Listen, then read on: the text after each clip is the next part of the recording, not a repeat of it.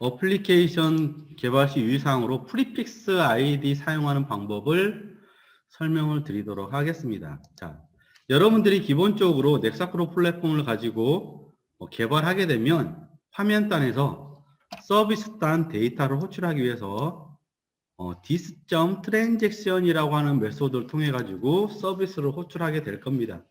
아마 기존의 마이 플랫폼이나 X 플랫폼 써보신 분들도 마찬가지일 겁니다.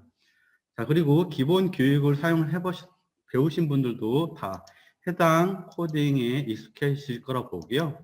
자, 여기서 쓰실 때 dis.transaction이라고 하는 메소드를 통해서 서비스를 호출하게 되어 있습니다. 여기서 첫 번째 아이디가 서비스 아이디고 두 번째가 내가 호출하고자 하는 서비스 URL입니다.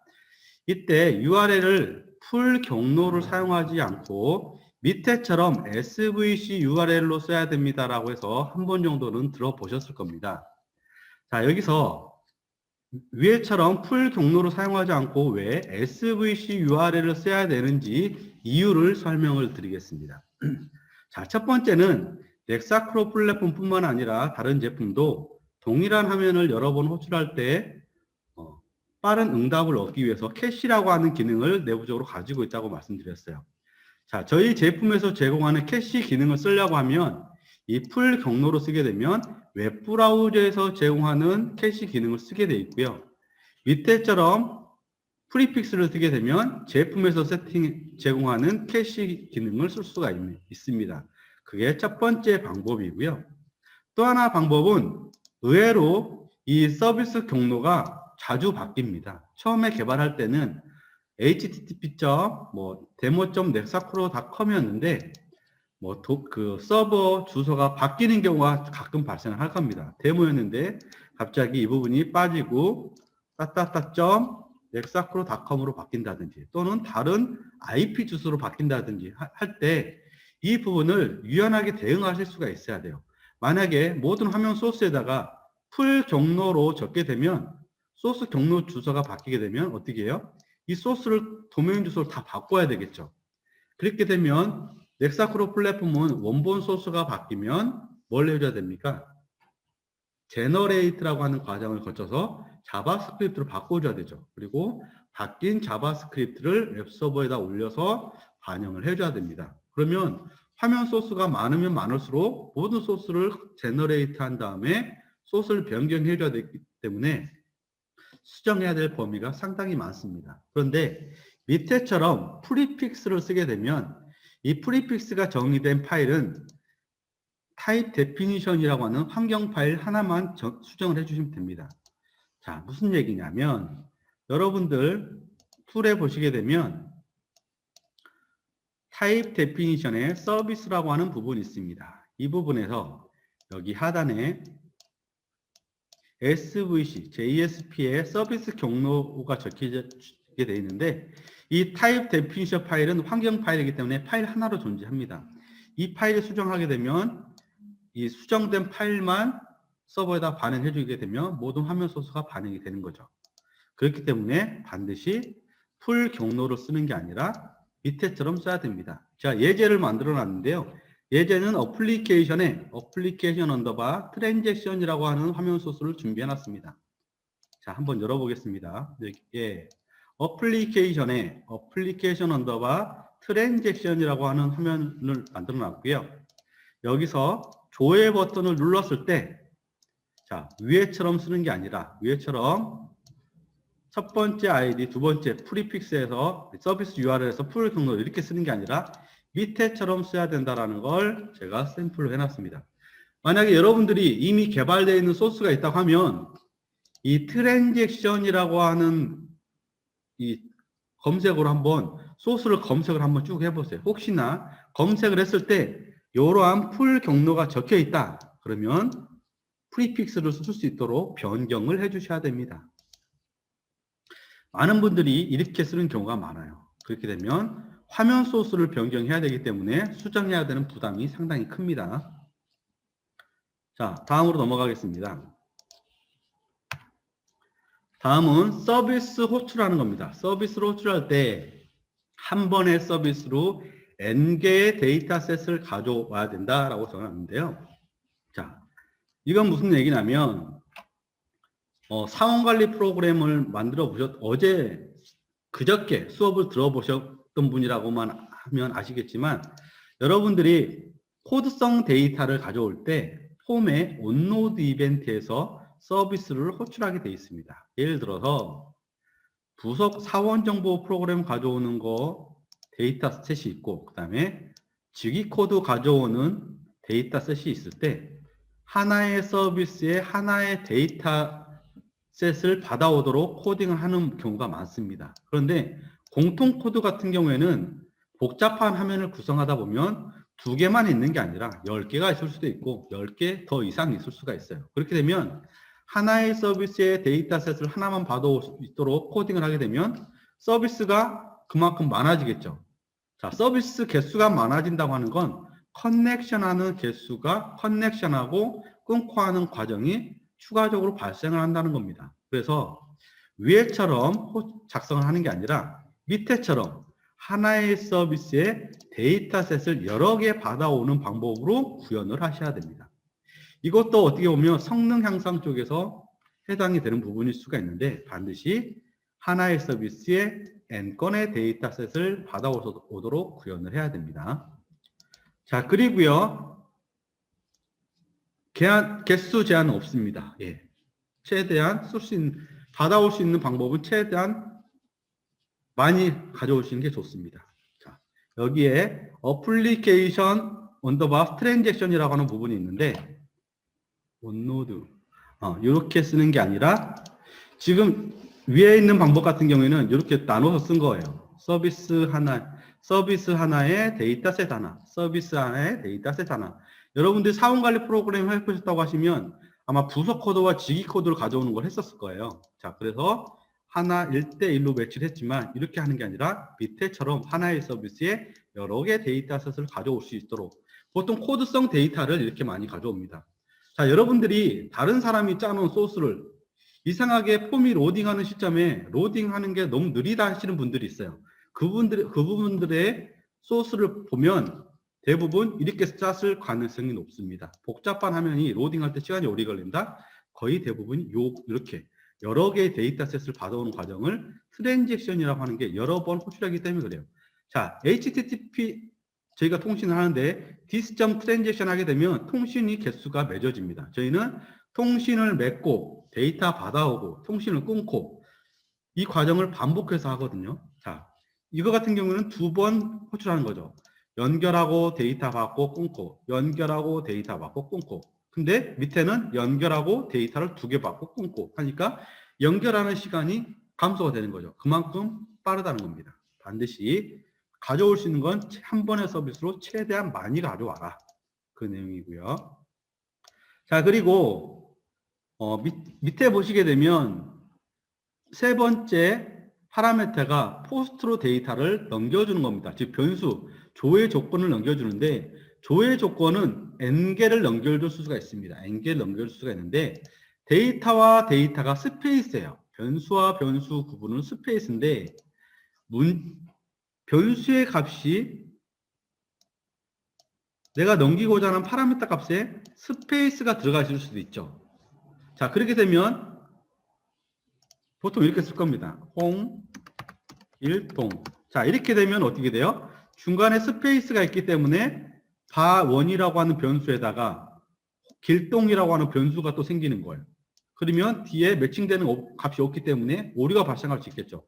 하나, 둘, 세 개가 되는데 즉 넘어가는 변수의 스트링을 값으로 넘기고 싶을 때는 반드시 nexacro.wrapcut로 감싸서 넘겨주셔야 돼요. 밑에처럼 이렇게 감싸서 넘겨줘야 저희가 레브 엔진에서 넘길 때 이 부분을 하나의 데이터로 인지할 수 있도록 처리를 해줍니다. 그래서 여러분들은 파라메타로 즉 포스트로 넘어가는 곳에 값을 세팅할 때는 반드시 nexacro.wrapcut로 감싸준다 라고 알고 계시면 돼요. 그냥 쓰는 게 아니라 무조건 감싼다. 다음으로 넘어가겠습니다. 자, 데이터셋 레이아웃. 서비스 호출할 때 데이터가 없는 경우에도 반드시 레이아웃을 리턴해 줘야 됩니다. 라고 되어 있습니다. 자, 저희는, 데이터셋 레이아웃이라고 하는 거를 한번 열어보겠습니다. 레이아웃. 자, 여러분들이 넥사크로 플랫폼 화면을 개발할 때 이렇게 데이터셋을 만들어서 이 만들어진 데이터셋을 이용해 가지고 화면을 바인딩을 했을 겁니다. 여기에 있는 것 값을 가지고 이렇게 바인딩이라고 하는 과정을 통해서 연결을 했을 거예요. 자, 그런데 여기서 디자인한 레이아웃은 디자인용입니다. 디자인용이에요. 자, 그리고 여러분들이 실제로 이 트랜잭션이라고 하는 함수를 호출하게 되면 이 서비스가 호출이 될 겁니다. 서비스가 호출이 될 거고요. 서비스 호출된 내용을 한번 보게 되면 이런 식으로 서버에서 리턴을 보여줄 거예요. 자, 그런데 서버에서 리턴해주는 데이터 레이아웃은 무조건 상단에 컬럼 인포라고 하는 컬럼 정보가 넘어오게 돼 있어요. 즉, 여기 서비스를 통해서 컬럼 정보를 리턴을 받게 되면 엔진에서 서버에서 리턴해준 요 레이아웃을 싹 바꿉니다. 즉, 여러분들이 디자인한 거를 싹 뭉개지고 없어져요. 얘는 의미가 없어요, 그때는. 이 부분은 단순히 디자인용인 거고 서버에서 넘겨주는 레이아웃으로 싹 치환이 됩니다, 내부적으로. 자, 그런데 호출을 했을 때 서버에서 노 데이터, 조건에 맞는 데이터가 없을 수가 있죠. 그러면 가끔 가다가 서버 프레임워크 만드는 쪽에서 실수를 하는 부분이 있는데 이렇게 레이아웃을 안 넘겨주는 경우가 있어요. 자, 레이아웃을 안 넘겨준다고 하는 건 이 데이터셋에 레이아웃이 없는 것과 똑같이 돼버리는 거죠. 이렇게 레이아웃이 없어져 버리기 때문에 서버 통신을 하게 되면 이 정보가 싹 없어지는 겁니다. 그래서 반드시 데이터가 없어도 이 레이아웃 정보는 넘겨줘야 된다고 하는 겁니다. 자, 얘를 한번 실행을 해볼까요? 보시게 되면 트레이스 로그를 한번 찍어볼게요. 로그를 찍어보게 되면 여기에 데이터셋 레이아웃이 있는 게 보이실 거고요. 자, 여기서 서비스를 통해서 데이터를 한번 받아보겠습니다. 데이터를 받은 상태에서 로그를 찍어보게 되면 이제 서버에서 보내는 레이아웃을 이렇게 받았기 때문에 이 정보가 넘어와요.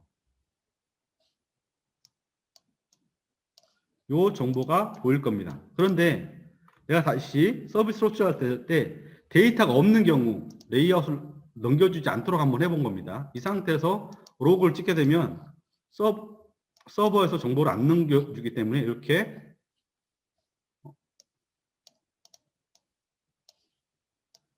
저 정보가 없게 됩니다. 그렇게 되면 어떻게 돼요? 바인딩이 안 됩니다.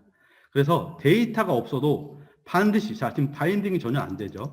반드시 레이아웃은 있어야 이게 바인딩을 하실 수가 있습니다. 자, 이거는 서버 프레임워크 단에서 해당이 되는 거기 때문에 서버 프레임워크에 리턴이 안 오게 되면 서버 담당자한테 데이터가 없어도 무조건 레이아웃을 넘겨줘야 됩니다라고 말씀을 해줄 수 있어야 됩니다. 자, 다음은 자, 데이터셋에는 유즈 클라이언트 레이아웃이라는 게 있습니다. 자, 이거는 뭐냐면 자, 잘 보세요. 뒤에서 보게 되면 저희 기본 교육을 들으신 분들은 아시겠지만 자, 그리드에 데이터를 표현하는 데 있어서 숫자로 그룹핑을 했을 때 숫자로 표현된 부분이 있을 겁니다. 이 부분이 넘버 타입이기 때문에 자동으로 소개가 돼요. 그런데 서버에서 그 레이아웃을 받았을 때 컬럼 타입이 이 DB에서 정의되어 있는 컬럼 타입으로 리턴을 받아야 되는데 이런 경우가 있습니다. 가끔 가다가 서버 프레임워크 입장에서 우리 이번에 만든 서버 프레임워크는 DB에 있는 그 컬럼 타입에 맞는 그 테이블 컬럼을 넘겨줄 수가 없고 우리는 무조건 스트링 타입으로밖에 넘겨줄 수가 없으니까 클라이언트 단에서 알아서 해결하세요 하시는 분들이 가끔 있어요. 자, 그렇게 되면 여러분들은 어떠한 계산을 하게 되냐면 기본적으로 컬럼 타입이 인티저 타입이면 또는 숫자 타입이면 계산을 할 때 getSum을 하면 됩니다. getSum. 그런데 이 부분이 아마 스트링으로 넘겨준다고 하면 여러분들은 어떻게 하냐면 내부적으로 hexacross.toNumber라고 하는 메소드를 통해서 문자로 되어 있는 거를 숫자 형태로 바꾼 다음에 계산을 할 겁니다. 그렇게 되면 이렇게 하면 계산은 됩니다. 그런데 계산이 안 되는 경우가 발생을 합니다. 언제 발생을 하느냐? 자, 화면을 잘 보세요. 지금 저희 넥사크로 스튜디오에는 데이터셋 기능 중에 sort라고 하는 기능이 있어요. sort. sort는 형 변환을 할 수가 없습니다. 무조건 데이터셋에 있는 타입만 가지고 sort 기능을 쓸 수가 있어요. 그렇게 되면 sort를 하더라도 문자형 sort가 되는 거죠. 숫자를 가지고 sort를 해야 정확한 값이 나오는데 문자로 sort를 하게 되면 엉뚱한 값이 나오게 됐죠. 자, 그렇게 되면 여러분들은 여기서는 해결 방법이 없어요. 막막할 겁니다. 서버 쪽에서는 컬럼 타입을 안 넘겨준다고 하지, 이 데이터셋 메소드에는 sort라고 하는 거에는 데이터셋에 있는 무슨 컬럼 타입만 가지고 한다고 하지 도대체 해결할 방법이 없을 겁니다. 그러면 여러분들은 고민하다가 저희 고객지원센터에 전화를 하시는 경우가 발생할 겁니다. 그러면 저희 고객센터에서 하나의 답을 드릴 거예요. 그게 뭐냐? 데이터셋에 있는 유즈 클라이언트 레이아웃을 true로 바꾸세요 라고 하는 답을 줄 거예요. 자, 그게 무슨 내용이냐면 데이터셋 속성에는 use client layout이라는 속성이 있습니다. 이게 디폴트가 펄스예요, 펄스. 자, 그런데 얘를 true로 바꿔주면 이때는 여러분이 디자인한 레이아웃을 쓰겠다는 거예요. 아까 펄스일 때는 이거는 디자인용이었어요. 디자인용. 그런데 그리고 트랜잭션을 타고 서버 쪽에서 레이아웃을 받게 되면 서버에서 넘겨준 레이아웃을 싹 치환이 된다고 말씀드렸는데 여기서 레이아웃을 true로 주게 되면 이때는 여러분이 디자인하는 걸 쓰겠다는 겁니다. 컬럼을. 즉 통신을 타도 이 컬럼 정보가 뭉개지지가 않아요. 그리고 통신을 타게 되면 여기 컬럼과 서버에서 넘겨주는 컬럼이 매칭되는 데이터를 받아서 밑에 표현해주게 됩니다. 자, 이 내용을 알고 있으면 여러분들이 어떻게 할 수 있어요? 셀러리라고 하는 컬럼을 서버에는 스트링을 넘겨주는데 내가 숫자가 필요하다면 얘를 숫자 타입으로 바꿔놓으면 되겠죠. 그러면 여기서 했던 이러한 형 변환 작업도 할 필요가 없이 다 가능한 거고 sort도 다 가능합니다. 이해되셨나요? 유즈 클라이언트 레이아웃은 서버에서 넘겨준 레이아웃을 쓸 거냐 아니면 내가 디자인한 레이아웃을 쓸 거냐입니다. 자, 유즈 클라이언트 레이아웃을 true로 세팅해서 하는 건 권장을 하지 않습니다. 그래서 1차적으로 서버 프레임워크에서 데이터셋 레이아웃을 정확하게 넘겨주지 않으면 이러한 문제가 있으니 무조건 서버의 타입에 맞는 데이터 타입 형태로 넘겨줘야 됩니다 해서 1차적으로 설득을 시키세요.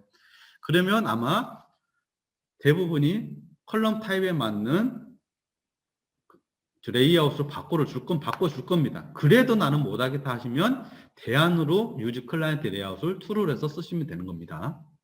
추천을 하지 않지만 대안이 있어야 되기 때문에 알려드리는 거예요. 자, 데이터셋에는 넘어갑니다. 데이터셋에는 모든 이벤트를 다 여러분들이 잘 알고 있어야 됩니다. 그런데 데이터셋 중에 모든 이벤트에는 오브젝트라고 하는 파라미터와 이벤트라고 하는 파라미터가 따라다닙니다. 이벤트에는 데이터 값이 넘어와요. 자, 이 중에서 이.region이라고 하는 속성 값이 있습니다. 이.region. 이 값이 있다고 하는 건 이벤트가 여러 경우에 발생을 합니다. 예를 들어서 자, 여기 있는데요. 얘를 한번 찾아볼까요? 도움말에서 F1 눌러서 데이터셋의 이벤트 중에 on로 포스트 체인지 이벤트 중 이벤트라고 하는 객체에 region이라고 하는 속성이 있습니다. region. 속성에 가보게 되면 자, 해당 이벤트가 발생한 원인에 대한 정보를 이끼 전용으로 제공합니다라고 되어 있고 요걸 아니라 다른 걸로 한번 봐야 되겠네요. 이벤트 온로 셋 체인지들을 볼까요? 온로 셋 체인지에도 리즌이라고 하는 값이 있어요. 자, 여기에서 보시게 되면 이 온로 셋 체인지 이벤트는 이러한 경우에 발생합니다. 데이터가 복사가 되거나 데이터가 삭제가 되거나 데이터가 정렬이 되거나 필터가 되거나 이러한 경우에 이 이벤트는 무조건 발생을 합니다. 그래서 코딩을 하실 때는 저 이점 리전이 있는 이벤트에서 코딩을 하실 때는 그 이벤트에 맞게 분기 처리를 한 다음에 코딩을 해주셔야 돼요.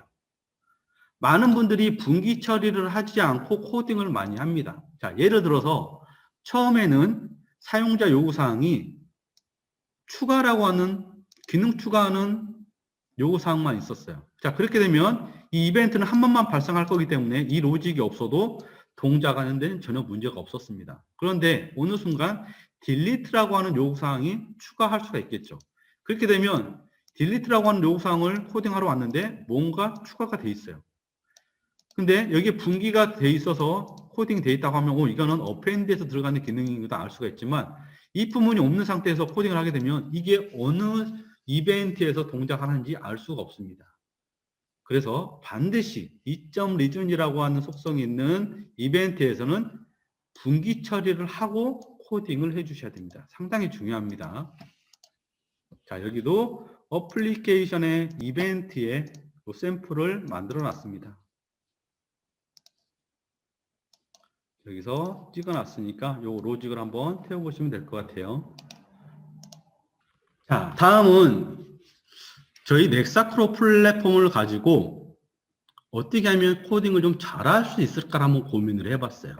자, 사실 프로그램이야 개발을 해서 동작에 문제만 없으면 되겠죠. 그런데 모든 제품마다 그 제품을 개발할 때 제품 개발 사상이라는 게 있는 거잖아요.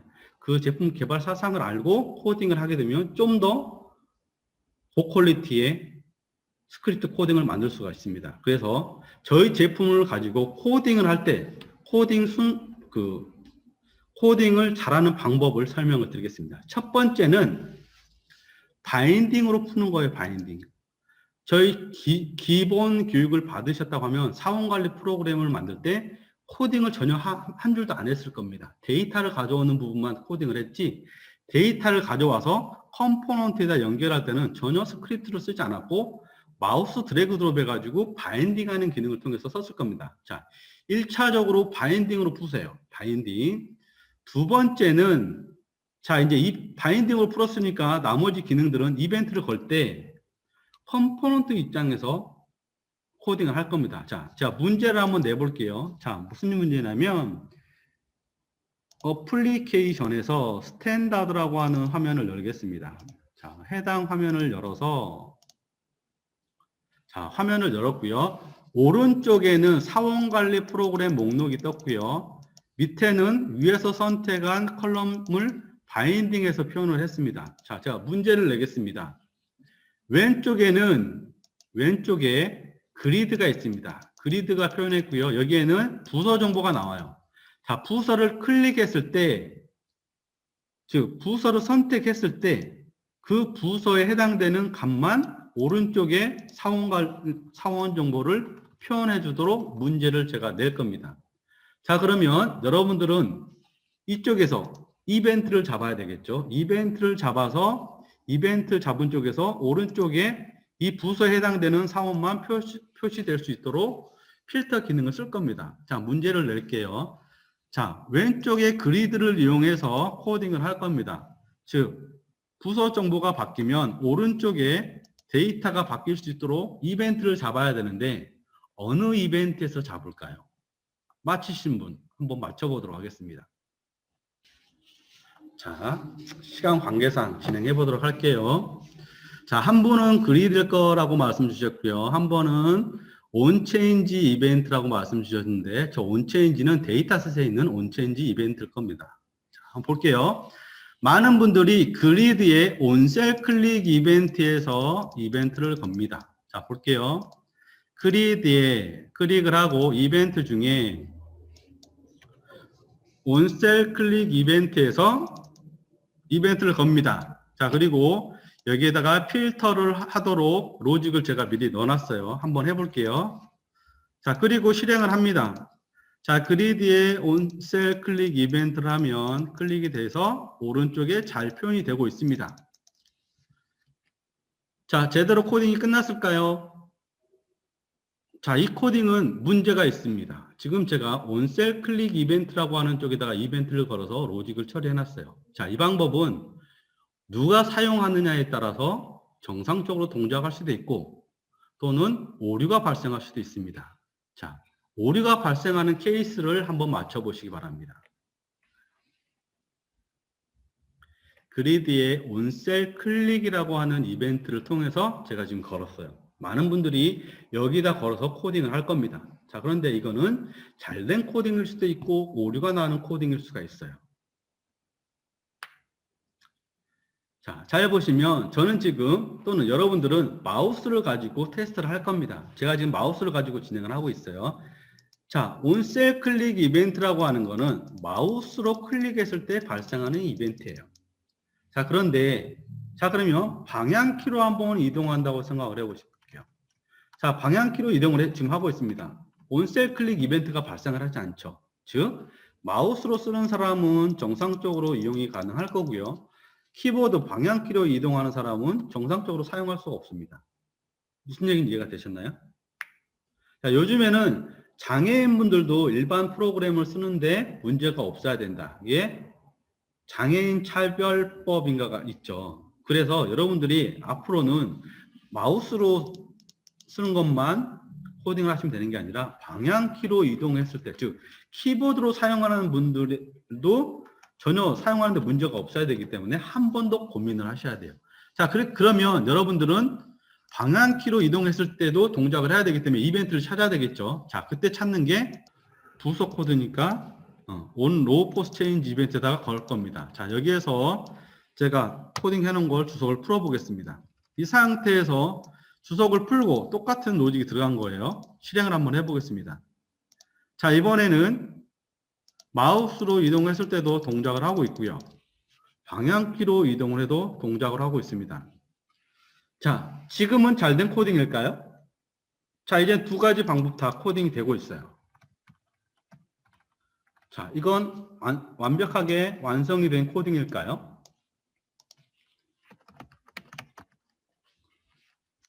아니니까 제가 말씀드리겠죠.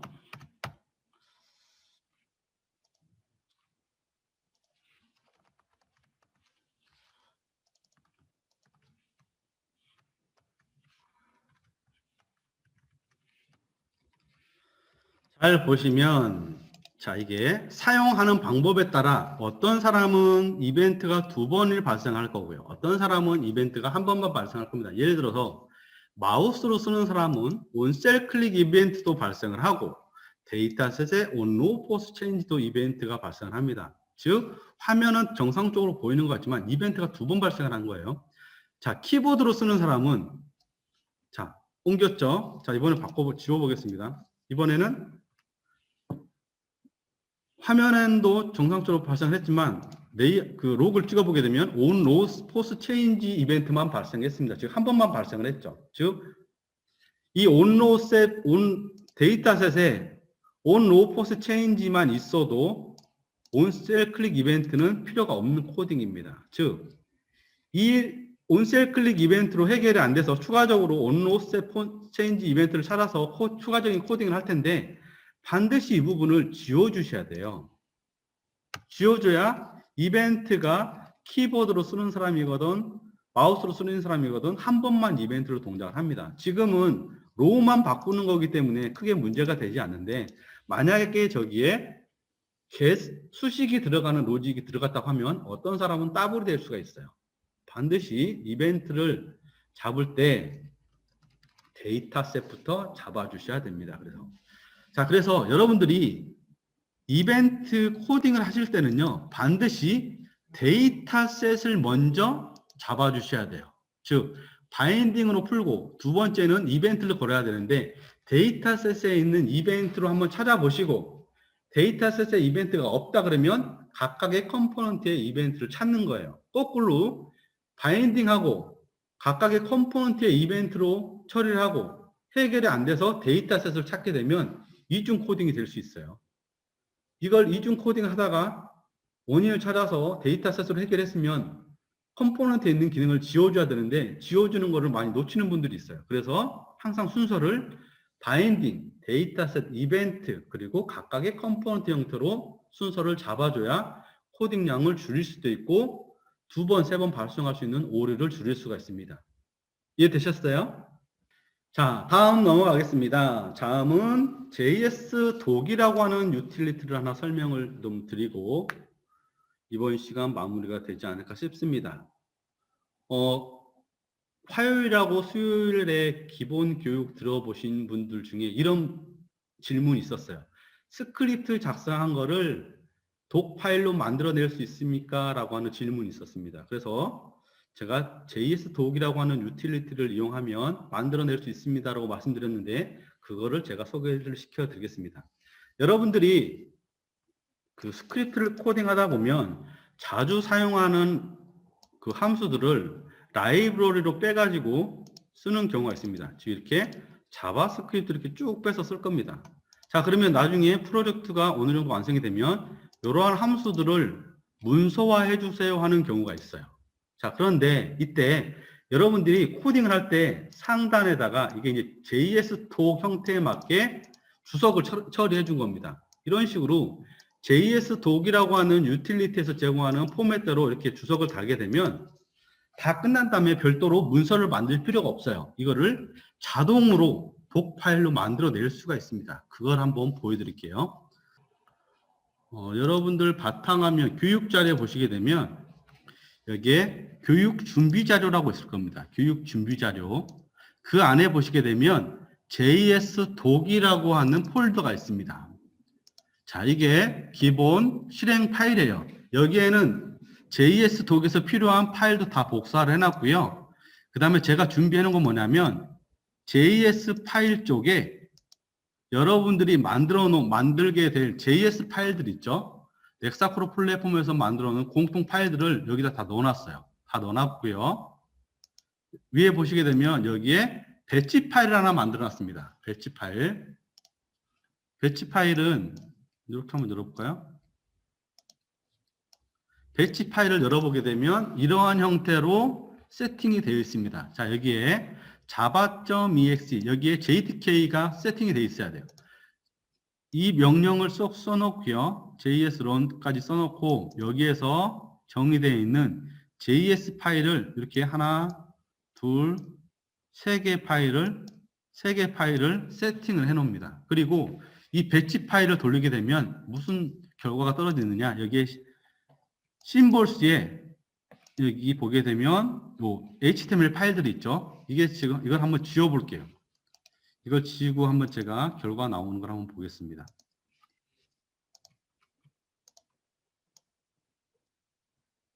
자, 지금 보시게 되면 심볼스에는 아무런 파일이 없을 겁니다. 그런데 여기에 JS 파일을 이용해 가지고 제가 배치 파일을 돌려서 독 파일을 한번 만드는 걸 보여드릴게요. 자, 그럼 저는 해당 PC에 자바 JDK가 설치가 되어 있고요. 얘를 실행하게 되면 여기에 심볼스에 HTML 파일이 떨어집니다. 떨어지고요. 떨어진 파일 중에서 얘를 한번 열어보게 되면 이렇게 각각의 함수에 대한 도움말 파일이 자바독, 여러분들이 많이 보셨을 자바독 형태대로 이렇게 매뉴얼이 만들어져요. 이렇게 하게 되면 여러분들이 별도로 문서를 만들 필요 없이 JS 파일을 이렇게 독 파일로 만들어낼 수 있는 방법이 있습니다. 이것도 알아두시면 많은 도움이 되실 것 같아요. 별도로 문서를 만드는데 시간 할애를 할 필요가 없기 때문에 이걸 쓰시고요. 그 대신 쓰실 때 주의하셔야 되는 건 뭐가 중요하냐면 JS 파일 만들 때 상단에 주석 처리를 JS 독 형태에 맞게 주석 처리만 해주시면 됩니다. 이렇게 되면 문서를 그냥 얻어낼 수 있는 하나의 방법이 되는 거죠. 자, JS 독에 대해서 잠깐 설명을 드렸고요. 이렇게 JS 파일로 떨궈지는 거 보실 수가 있으니까 이걸 이용해서 쓰시면 될 것 같아요. 자, 여기까지 해서 첫 번째 시간 어플리케이션 개발 시 유의사항에 대해서 마무리를 해봤습니다.